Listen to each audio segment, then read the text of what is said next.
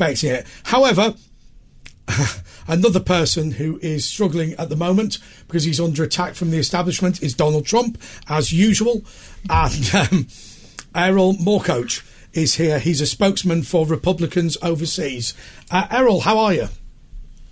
I'm doing well. Thank you for having me. Look, I just want to ask you one question before we start anything about Donald Trump. Do you feel that it is a attack by the establishment on ordinary people in Britain, in America, in New Zealand, in Australia and in Canada? Or are we just putting things together that don't actually come together? Oh, I think you've hit the nail right on the head. You know, Trump is famous for saying they're not after me, they're after you. I'm just in their way. And that does apply across all of, let's say, the Western world. I mean, he's the one person who stood up for the little guy across the board. And when, you know, you have this sort of deep state attack on somebody, it's part of it, you know, regardless of the charges. The other part of it is to inspire fear in the regular working class American. Don't step out of line. Don't question your leaders. Don't question the people who are telling you what to do. And if you do this, not only will we come after you, we'll come after your groundskeeper. We'll come after your tangential friends. It's like McCarthyism, isn't it? The Reds under the beds. Yes, yeah, absolutely. I mean, right now you have a situation where they're saying that his groundskeeper of 20 years tried to drain a swimming pool, and maybe that was an attempt to flood the basement. I mean, these stories get more and more ludicrous, just about as they did with, you know, bats are the reason why we have COVID and all this kind of misinformation. But Erol, let me try and understand these things, because I always try and make it really simple. I just feel like we've stood up for ourselves. We've said, you know, in an age of media, in an age of social media, we're sick of the dodgy deals. We're sick of the regulators that can't regulate. We're sick of government that can't govern. We're sick of international bodies that are dodgy. We're sick of Dr. Tedros, not a real doctor, telling us how to run our medical services. And anybody who attempts to oppose it is the villain. So we're not worried about the problem. We're worried about the allergic reaction. And I just feel like Donald Trump is that.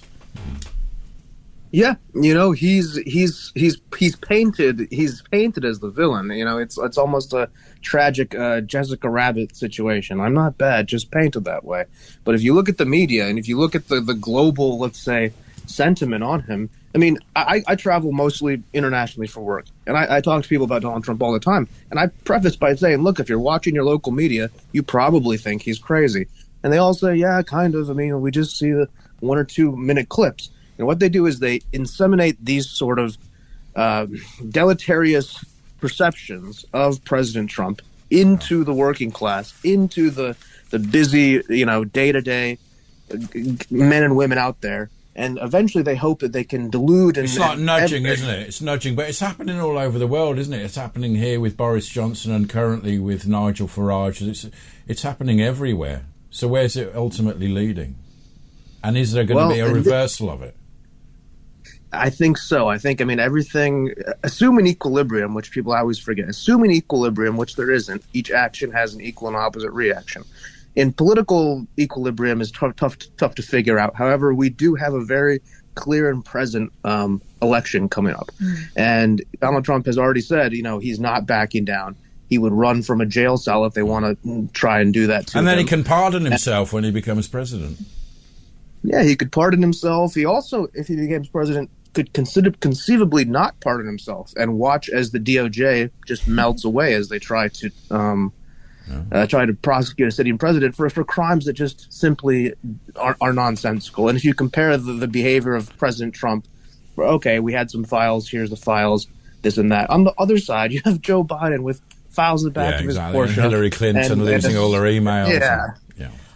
Or his son with a motorcade for his son to go try to trick the Delaware grand jury or whatever just happened this week. Errol, do you feel that there's been a tipping point in America, though? I mean, because I actually honestly believe in this country that this Nigel Farage banking crisis thing, you know, has really, this is a little bit of a woke tipping point. They've gone too far, the overreach point. Has that happened in the United States? Is the overreach so profound now that, you know, people even wokes are waking up from their wokeness?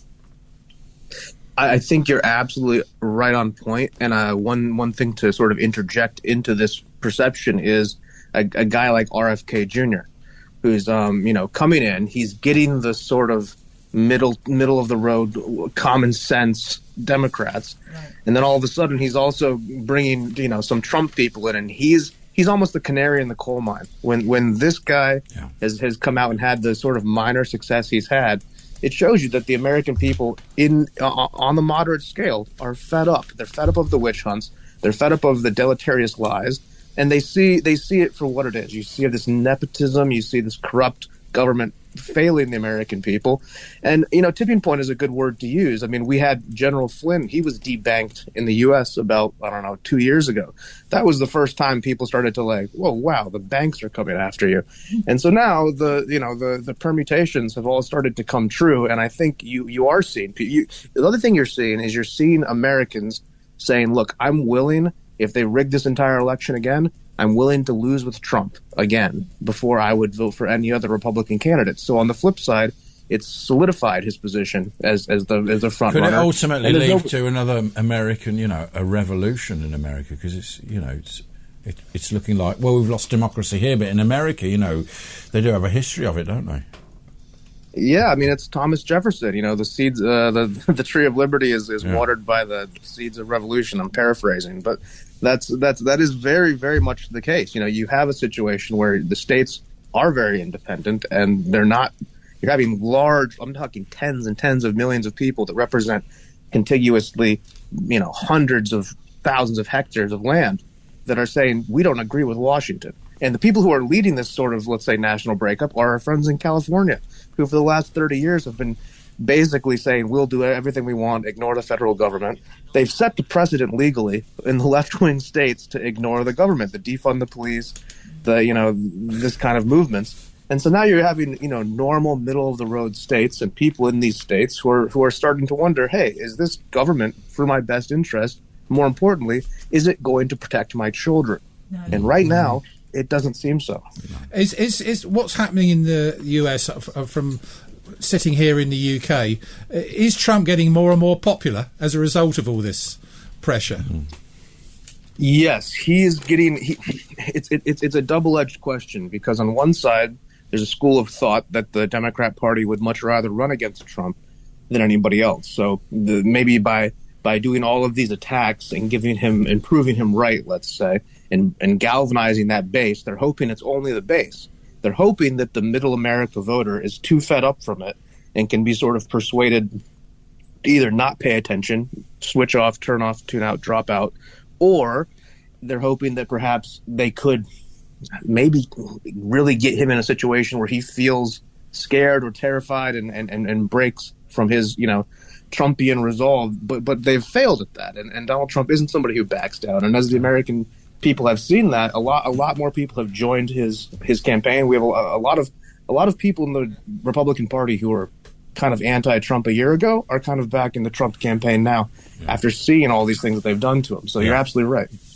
Absolutely. Okay, Erol Morkoc, thank you so much. It's going to be so interesting to see this fight back by the ordinary, decent, patriotic people, not just of this country, but the American Republic, and indeed right across the world. Okay.